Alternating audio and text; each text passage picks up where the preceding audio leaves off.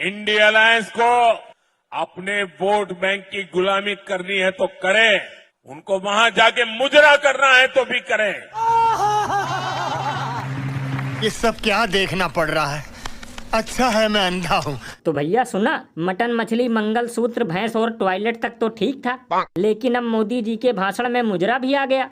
लल्लन भैया, मुझे तो लगता है किसी ने मोदी जी के ऊपर काला जादू कर दिया है, क्योंकि अब इनका भाषण सुनकर यही लगने लगा है कि कहीं किसी दिन ये रैली में माँ बहन की गालियां देना ना शुरू कर दें।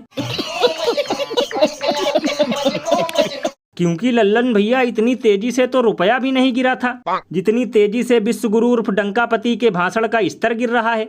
और लल्लन भैया, अब तो मुझे पक्का यकीन हो गया है कि मोदी जी चाय बेचा करते थे, क्योंकि ऐसी भाषा का इस्तेमाल तो सबसे ज्यादा केवल चाय की टपरी चलाने वाले ही करते हैं।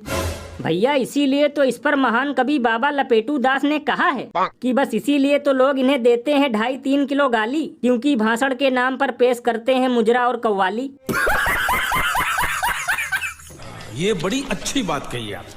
और भैया सबसे कमाल की बात तो ये है कि विश्व गुरु के इस मुजरे वाले बयान पर गोदी मीडिया के चापलूस एंकर गूंगे और बहरे हो चुके हैं।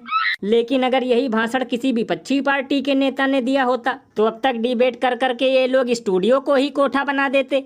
लल्लन भैया, इसीलिए तो लोग घनघोर बेइज्जती करते हुए ये कहते हैं कि जो चमचे मोदी जी से पूछ रहे थे कि आप थकते क्यों नहीं, असल में वो इसीलिए नहीं थकते क्योंकि मुजरे के नाम पर उनके पास मीडिया है।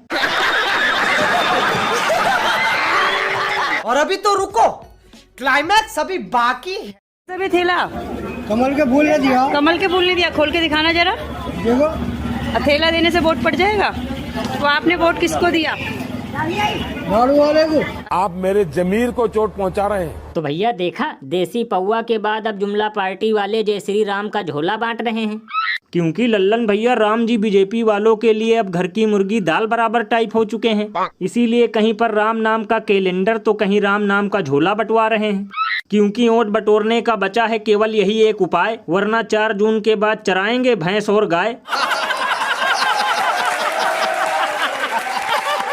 वैसे लल्लन भैया, मुझे तो लगता है कि ये राम नाम का झोला बंटवाने वाला प्रत्याशी बहुत ही कंजूस है, क्योंकि ये खाली झोला बंटवा रहा है, कम से कम उसमें 2 लड्डू ही रख देता।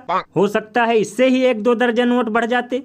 ये बड़ी अच्छी बात कही आपने। वैसे भैया एक अंदर की बात बताऊं, ये लोग सिर्फ झोला ही बंटवा सकते हैं, क्योंकि रोजगार के नाम पर तो इन लोगों की मर जाती है नानी और भागते हैं ऐसे जैसे ट्रेन राजधानी।